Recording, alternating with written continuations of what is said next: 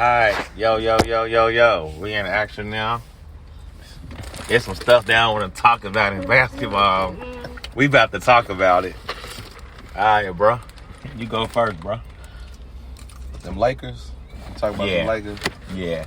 Hold on, let me take a sip of my boozy slut. We out here like drink champs.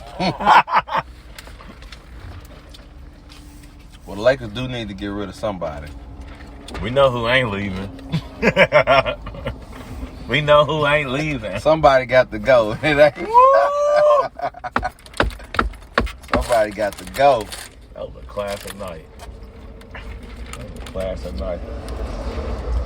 no, that real issue. We're gonna have a real discussion what the world wanna say, or what the world is gonna say. And we're gonna talk about people that know basketball. Which one you wanna do first? People that know basketball. It ain't many. LeBron need to go. Go where? He need to retire. Oh, okay. He messing up the game of basketball. He messing up all these great players, legacies. Mm-hmm. They can win without LeBron. They truly can. But they don't have what they need to win. You can keep Westbrook and AD. You need some shooters. That's all you need, some shooters. Hold on, I gotta pause, y'all. I'm sorry. All right, y'all. Brief intermission. My drink gone. But he got another one next to him.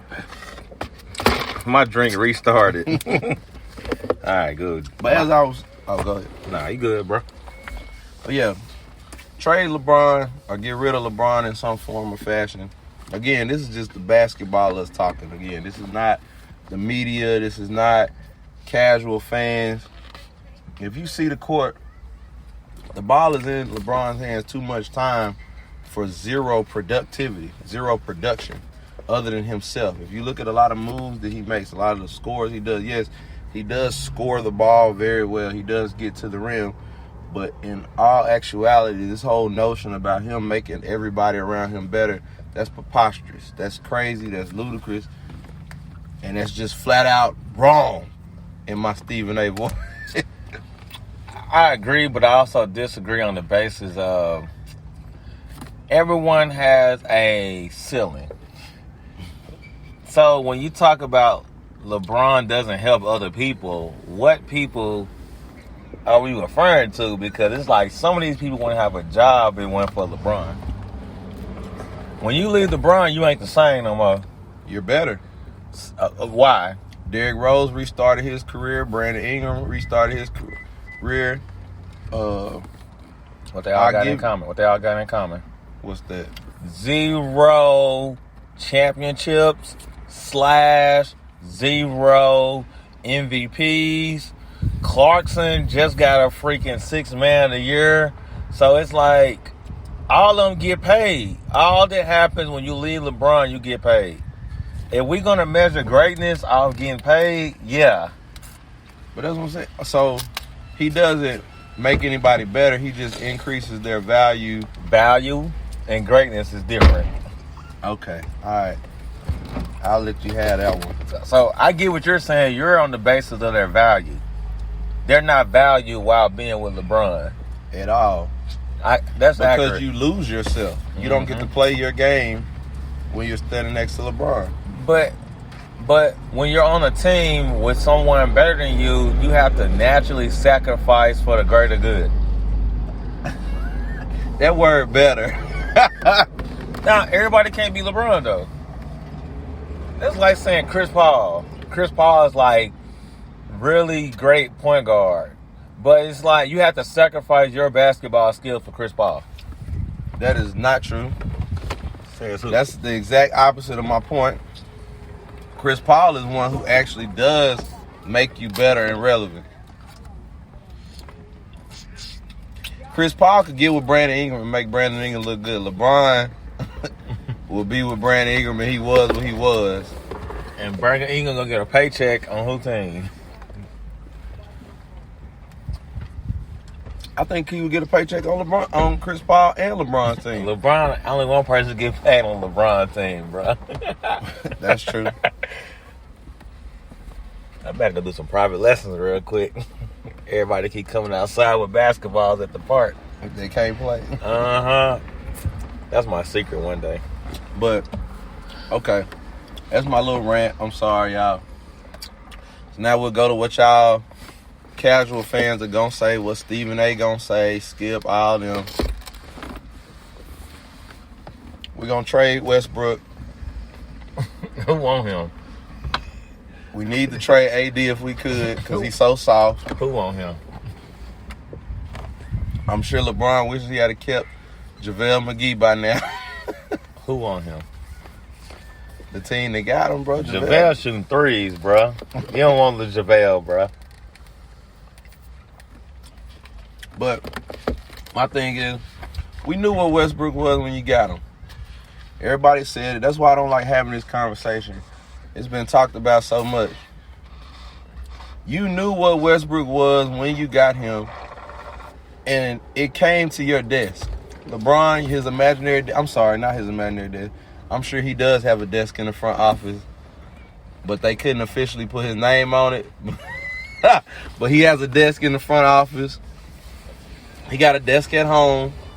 Heck, LeBron got a desk on the court that they come to him and they make sure that these documents, that way he can see it 3 times. There's one in the office, there's one in his house, and there's one on the court. And each one of them had the same documents on it. And it said, LeBron, are you okay with Russell Westbrook coming to this team? So on one of those desks, I'm sure he was like, nah, let's not do this. Then he went to the other desk. He was like, they sent me this again. No, I said no. Then he was like, at the third desk, he was like, well, you know what? I can make this work. I can make it work. I think he's doing the best job you can do with Westbrook. Westbrook plays point guard. You know why he plays point guard? A ball-dominant point guard. Why does he play point guard? Because he can't shoot. He can't do nothing else. No. He can't do anything else. He can get rebounds. What kind of rebounds? What people fail to realize is this. If your point guard getting rebounds, that means he ain't guarding the person shooting. Right? That's true. Okay. So if your point guard getting 9 or 10 rebounds, that means what? That's true. He ain't playing defense. He ain't playing defense. Because he ain't got the assist. He can't be like, oh, I passed him the ball. Because I go through that when I'm playing basketball. I'm either guard my man like Draymond Green, the prime example. Draymond, when he's the center person on the court, his job is to keep everybody in a place, get the rebound. Westbrook be like, man, I gotta get the rebound. He don't think about the other 4 people on his team. Or the other 4 people on the other team. I mean, the 5 people on the other team either. Yeah. He's not a... It's easy to critique somebody who's good at being something in basketball. It's easy for you to say, hey, he can't do this, he can't do that. It's just funny watching a player like him, like, dang, bro, you've been doing that for 11 years now. 11 years. Like, ain't nothing. That's a stat in itself, though. To be that high energy for 11 years, that's good. But I still say, if you're great, I never understood this notion. If you are so great, other people should not be conforming to you. Your game should benefit the other people. Like, you should be able to conform to other people. You should be able to take advantage of that. On your rookie contract, yeah. That's what I'm saying. It's so many people not flat out playing ball no more. It's other things that are dictating basketball, and that's what I don't understand. I ain't gonna say I don't understand. I don't like. Yeah, bro. That's why we coach. That's why I coach. When I coach basketball, I teach you what to do on the court when you ain't got the ball.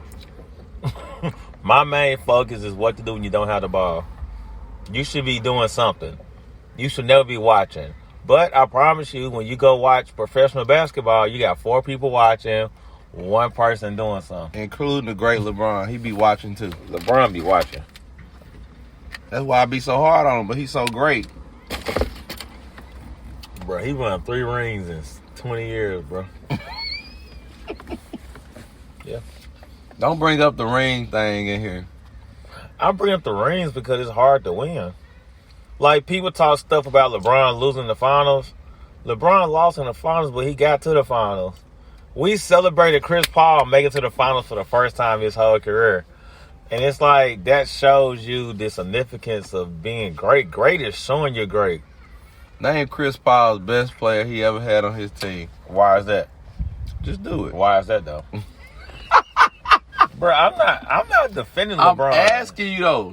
Just do that. You can't answer a question with a question.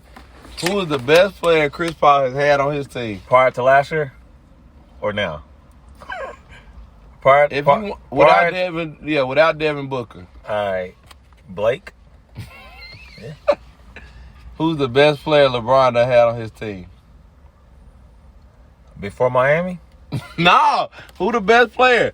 Who the best player LeBron that had on his team? He didn't win to Miami, so count Miami. He went to the finals in Miami. See, LeBron get credit for the same reason we give Iverson credit for.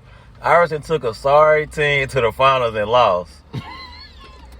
LeBron took that sorry team to the finals and lost against the Spurs. Let me ask, other than what you just said, when was the last time you heard somebody bring up Allen Iverson today? That's disrespectful. Is it disrespectful or is it the truth? It's true. Okay, so when was the last time somebody brought up Allen Iverson's name and what he did? Nothing but some freaking handles. Yeah, I'm not, bro, you're right. You're right. I'm just justifying it from a different perspective of looking at it like, we give LeBron praise because of what he's accomplished in this world that is hard to do. You can name all these players that LeBron held back, but when their career is over with, what they gonna have to show for it? None. It's hard to be great. It's hard to show you're great. We go through that as coaches, bro. We have quote-unquote great players, great youth players on our team. Bro, that end of that tournament, the end of that basketball league, it don't always reflect that person being good, being great. I just don't like the fact we use something to justify one argument, but then we don't bring it up for somebody else. Because, like, one thing you said a few minutes ago, you said he did something that's hard to do. It is. He made it to the finals. Just to make it to the finals. With that sorry team in Cleveland. Okay, you added the end. The sorry team in Cleveland. Okay. Cleveland's multiple teams. You remember that year when Kyrie left? Bro, he went to the finals, what? Was it 3 years in a row or 4? Bro, he went to the finals like 7 years in a row, bro. 9, bro. In a row. In a row. He went to the finals 7 years in a row, bro. He went from Miami. He left Miami, went to Cleveland, went back to the finals. That's equivalent to how we look at Bird and Magic. We look at Bird and Magic great for what they did over a period of time. Over a 10, 15-year window, they went to the finals and won. Finals and won. Nobody else did it. And all the people that did do it, we give them praise. But why are we giving praise to a man that went and didn't win? He won a lot, bro. He told Iverson again. Or him. Or LeBron. Bro, LeBron got there, bro. When I say great, I'm not putting him in no category of top nothing. I'm just saying it's hard to do what he did. Yeah, he's a great player. I get it, yeah. It's hard to go to the finals, bro. It's hard to get to the finals. Ask Boston Celtics the past 5 years. What about Miami? Now? Not now. The other year. The other year? When they went with Duncan Robinson. Look what happened. But they got there. Yeah. Who do we praise on that team? Duncan Robinson. Nah, Jimmy Butler. Nah. Jimmy Butler was Tyler Hero. He ain't got paid yet. Duncan Robinson got paid before Tyler Hero. They made Tyler Hero run point, bro, last year. Well, he not gonna get paid though. That's the sad part. He getting paid. Or traded. Right, there you go. That's what I'm talking about. The truth shall set you free. Yeah.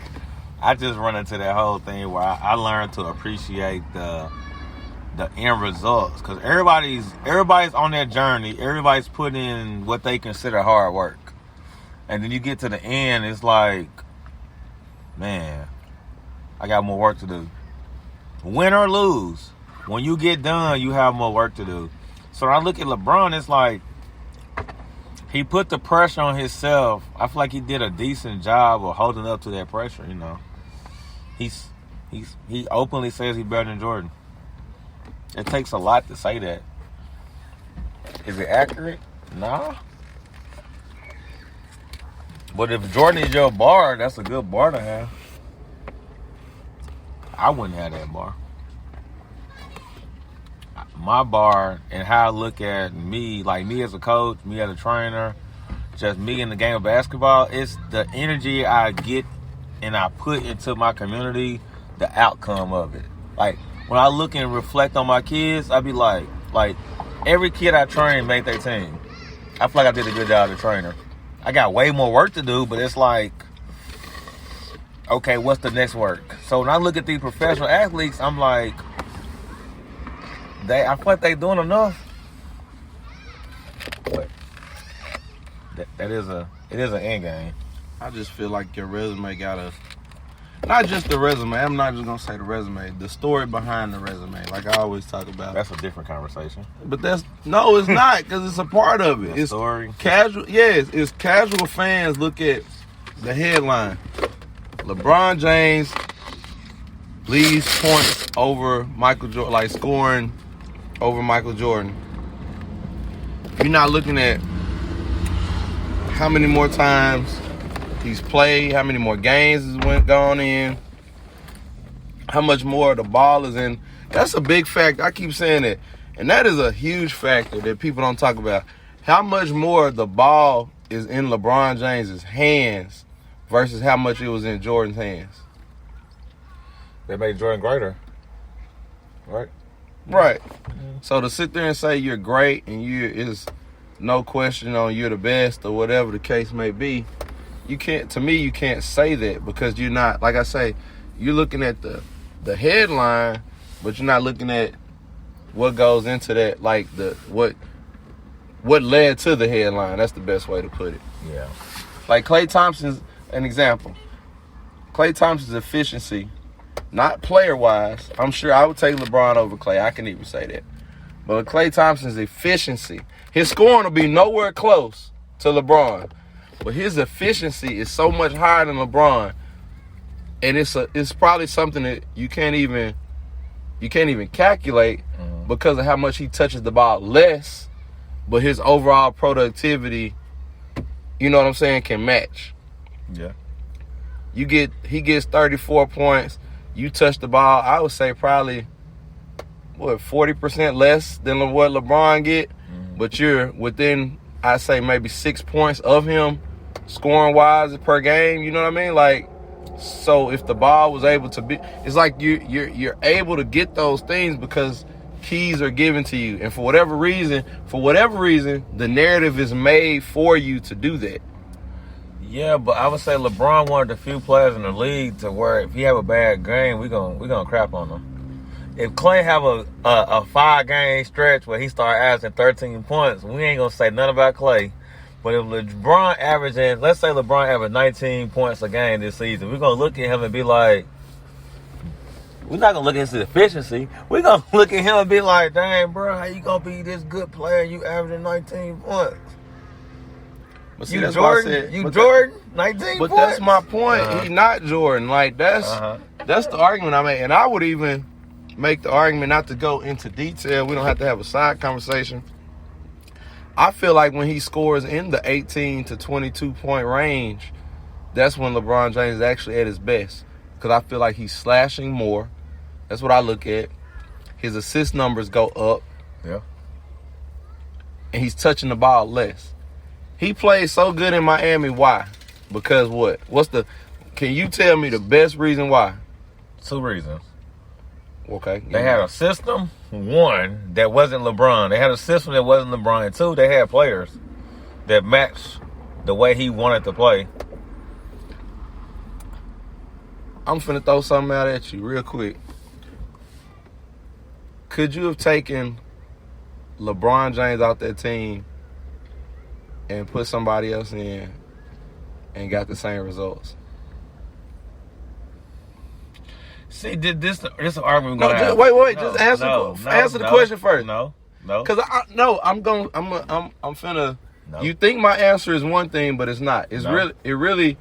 It's gonna seem. This is what I'm saying. This is that example of I'm talking about the headline versus the story in between. What I'm going to say is gonna appear. It's gonna favor LeBron, but watch how I flip it. No, it's nobody you could put in that spot and get those same results. Is it somebody you could have put in D Wade's spot and got those same results? Yeah, replaceable. I don't know with who though. Like I don't know who. Go ahead. The next person, yes. Huh? The next person. No, I ain't even going to them. I ain't even going to you them. Replace Bosh. Yeah. It was the wrong player. I ain't even going to them. I ain't even going to him. Okay. So now you said, so the headline would say, you could have not done it without LeBron James. You could have done it without D Wade, right? That's what the headline would say, right? Yes. Okay. All right. But the story in between, now we're going to talk about who we could have replaced with D Wade and the why.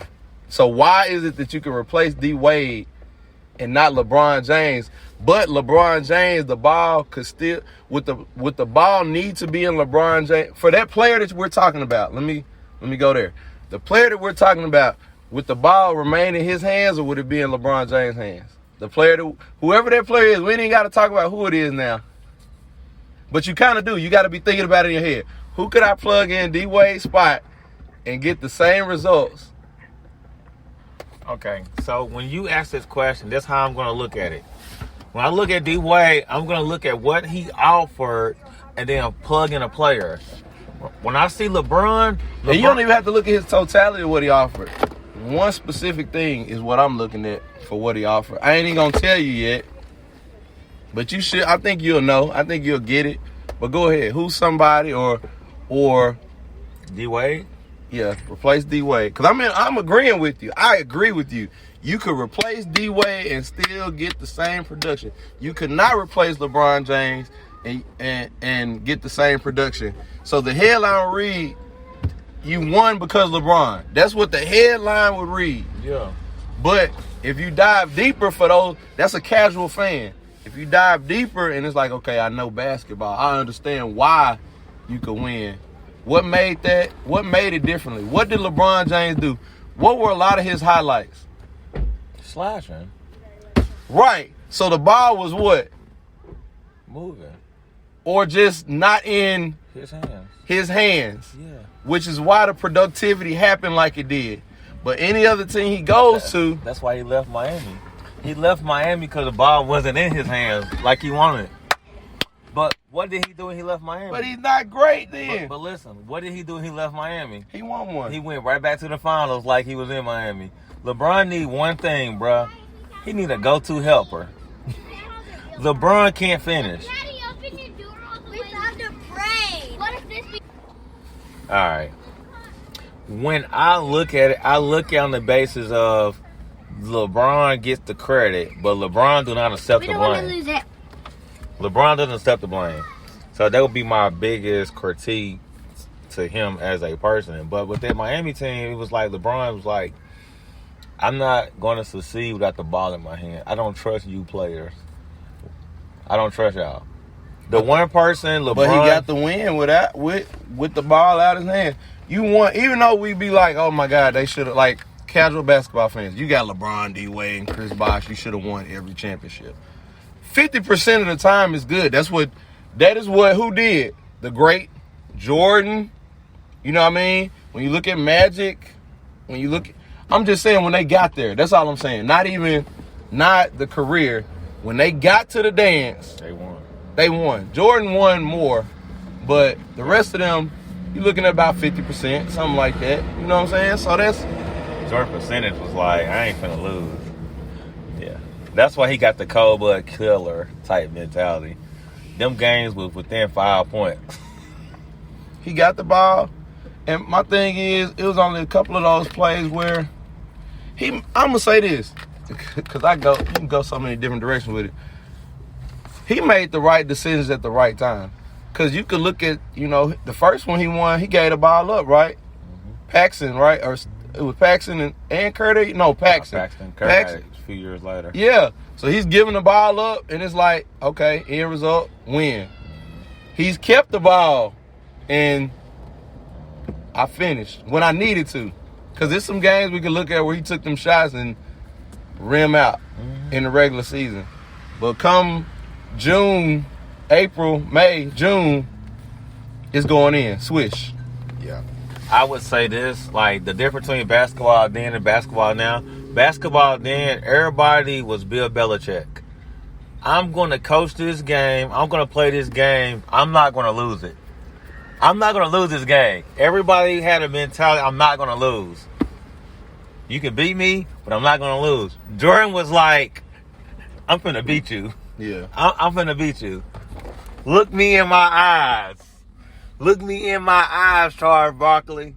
I'm finna beat you. Nowadays, it's like everybody's out here. Everybody out here like Sean McVay. Let me show you this little secret, little set we got. Yeah, let's do this. Look at this. Look at this. Ooh, I shot 3. Oh, gosh. Oh, yeah. The good teams now, they run efficient offenses for the whole game. Yep. No matter who in the game, they run the same offense. That's different between the good teams and the not good teams. They're missing everybody those teams that you named, all they're missing are closers, true closers. Yeah. Donovan Mitchell, I'm sorry, you are not a closer. Nope, because you got to get them there. You're a get me there. You're a get me there. Yeah, You're Klay Thompson. I'm sorry, but it's true. You get what I'm saying?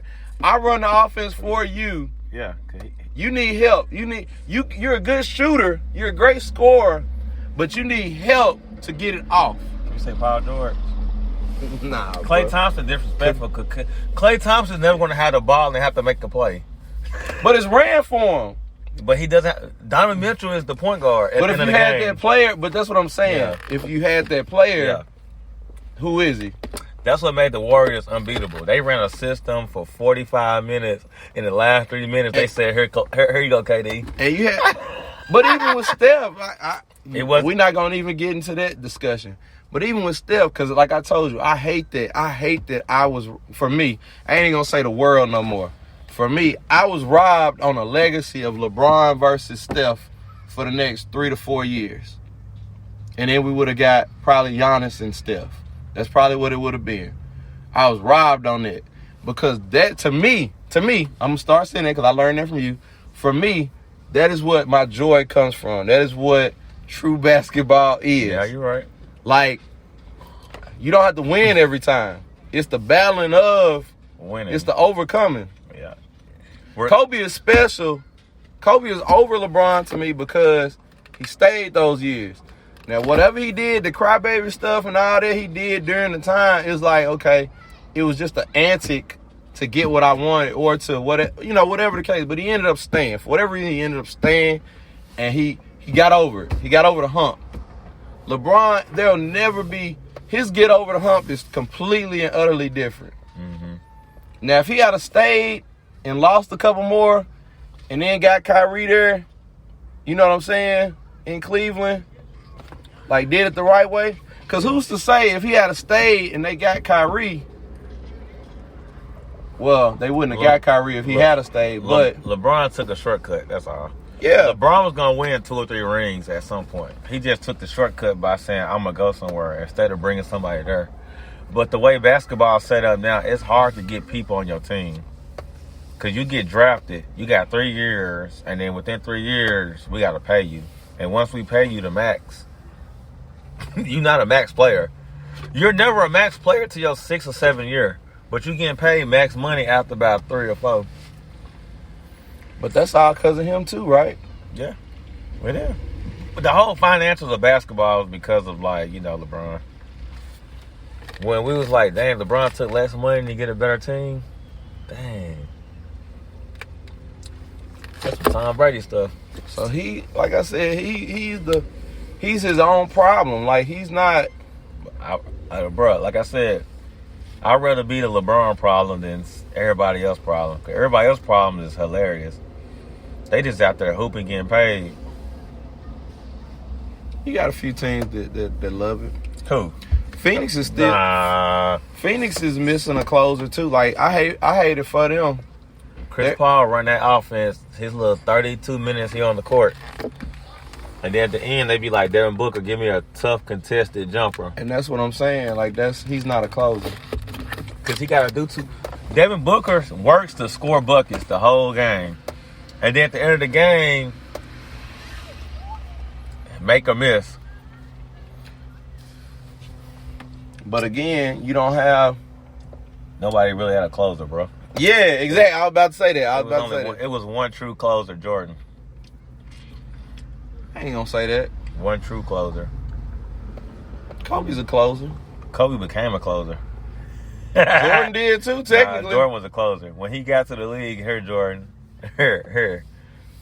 Everybody ain't that. Like, I don't like, the one reason I don't like talking about Jordan because Jordan was in a unique, privileged situation. He went to a sorry team, and Jordan was like, all right, I'm the man. Let me show you every night I'm the man. Became the man. People came to his team, still the man. Jordan never had a moment where it was like, all right, this somebody else situation. But that's the thing, and that's what Scotty never had a moment where we was like, all right, Scotty, it's your time. This is what I hate, and this is for another session or whatever.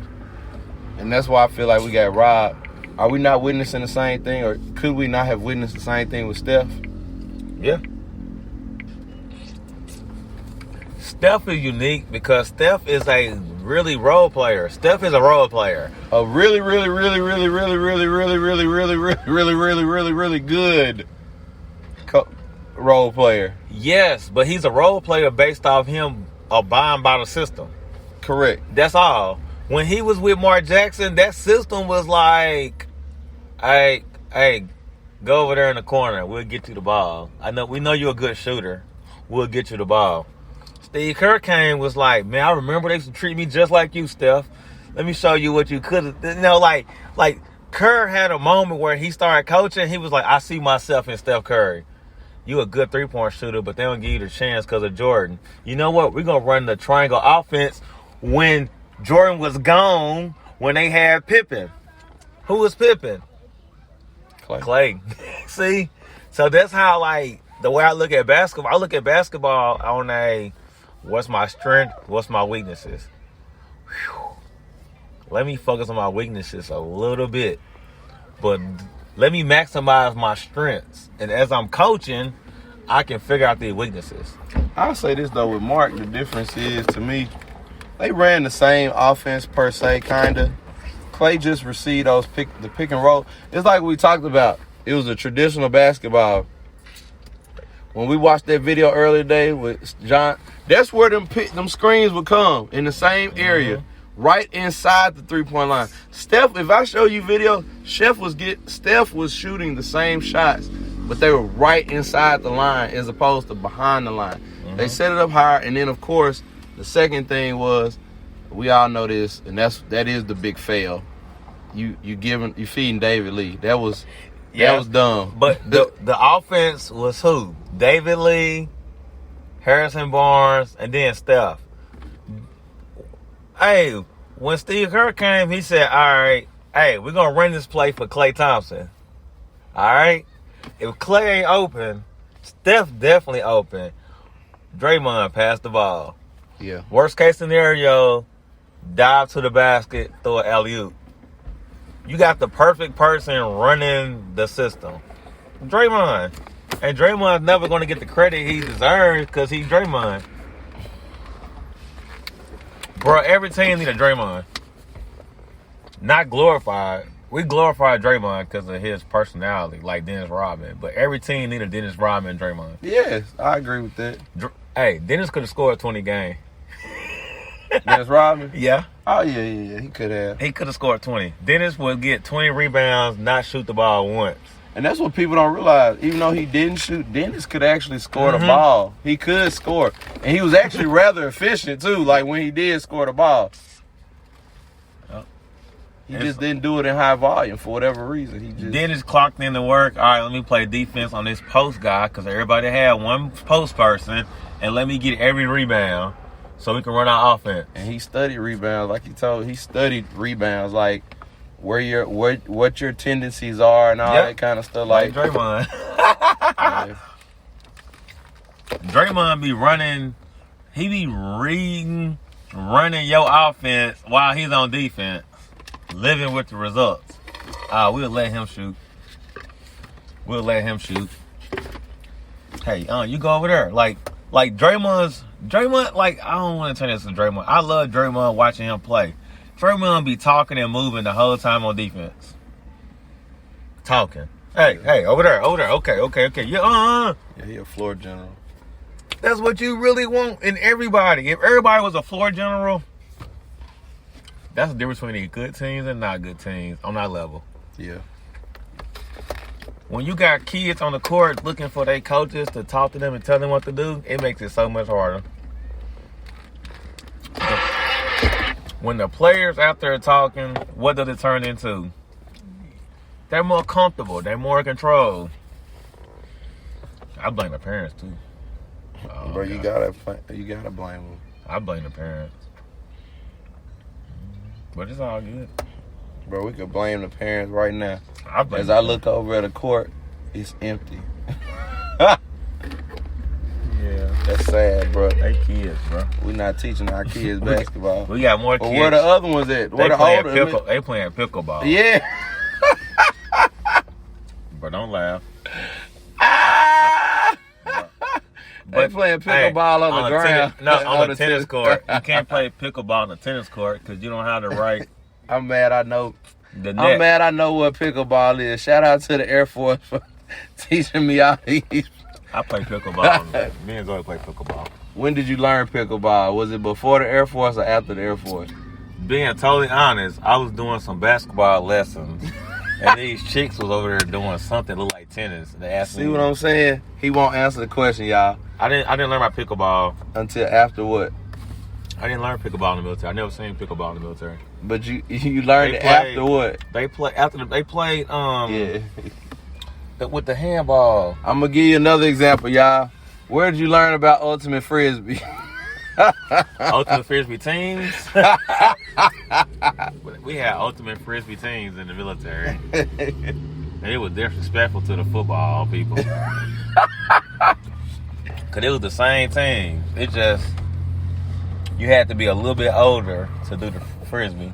Cause it didn't make sense. Y'all, I saw ultimate basketball and it was the dumbest thing I ever saw in my life. Yeah. Cause the ball can't hit the ground, can it? Yeah. That's like we don't want to teach these certain skills, so I hope this don't ever see the light of day. Shout out to my white people in the military. You stupid. We gotta edit that. Nah, bro. Shout out to my unathletic people. That way you can put that one on there. Hey, that's for the people who already been injured playing sports for real. It's called a modified version of sports. And they said, we can't say modified. That sounds bad. Let's call it ultimate. Hey, I can see. Yeah, you right. Dwayne, you right too, bro. I never thought about that. You're so right, man. I know that is accurate. I can see Brigadier General such and such who probably ain't never PT'd in 50 years. Ever. We need something for us to do that we still get our physical activity. Yep. Cause we can't golf no more. Did you ever go to the top 3 golf thing? Bruh. We off topic, y'all. Bear with us. Top 3 golf. We go there and I'm like, the airmen have to volunteer. So we volunteering. No, we're voluntold. Not in LA. LA was a volunteer. Okay. LA was volunteer. The difference between LA and other bases, in LA, it was really small enlisted people. So they needed some bodies because the officers weren't going for that stuff. That's why we're voluntold at the big bases because the officers ain't going for that stuff. But it's a whole lot of airmen there. Yeah, we didn't have that many airmen, so they'd be like, hey, y'all want to come and help top 3 golf? And I'm like, I can't tell you who told me to go. But yeah, I go in there and I'm like, Where everybody at? It's top 3. It ain't that many. So yeah. And they really not top 3. They just Brigadier General such as and you his damn caddy. Yep, I was a caddy. Driving around. And then he messed around and said, hey, you know, we got an open tab at the bar. It made it all worth it. They didn't see me no more for a while.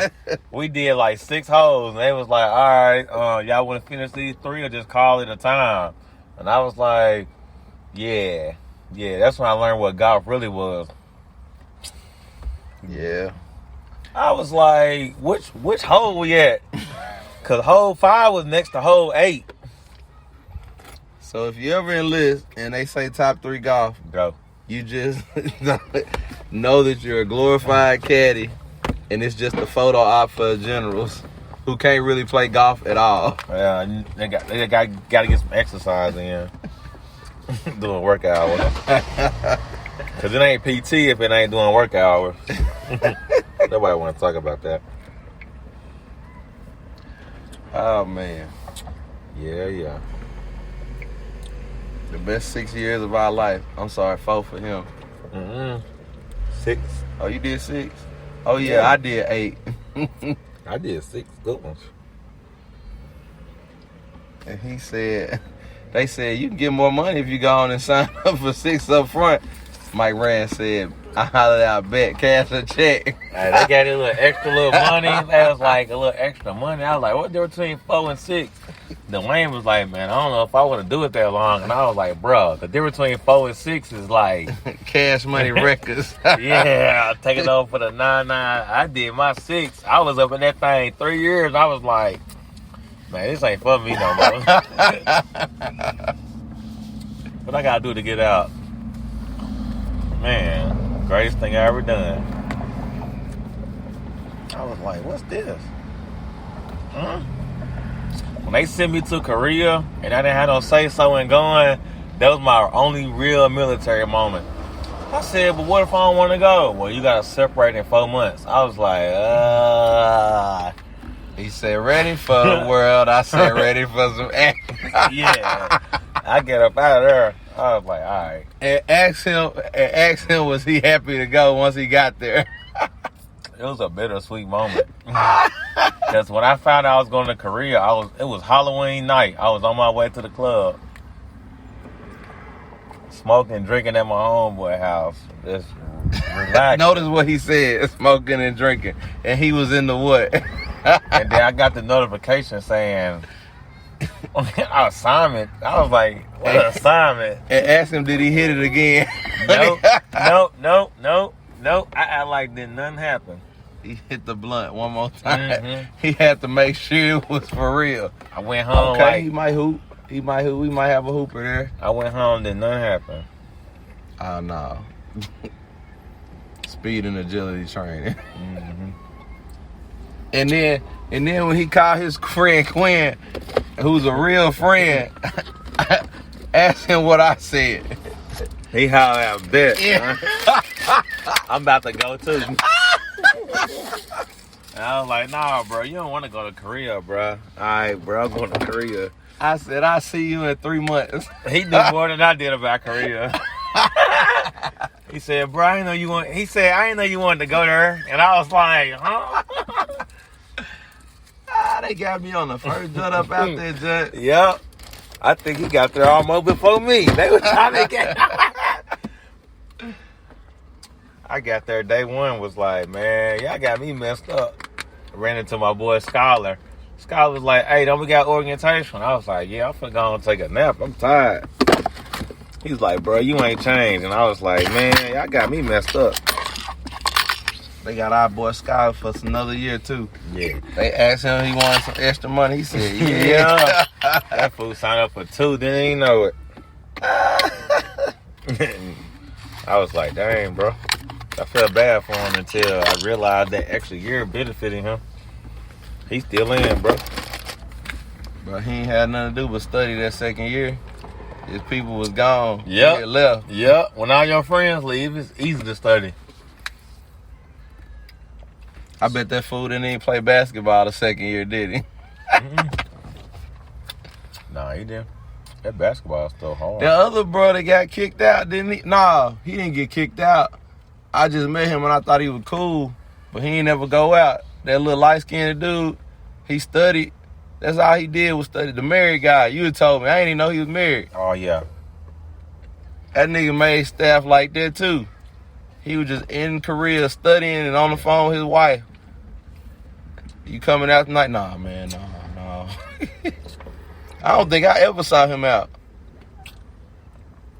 Bro, I was doing schoolwork, bro. Until I got there. Bro, I started a new class the first of every month, bro. Look, hey, he did good until I got there, but I did good until...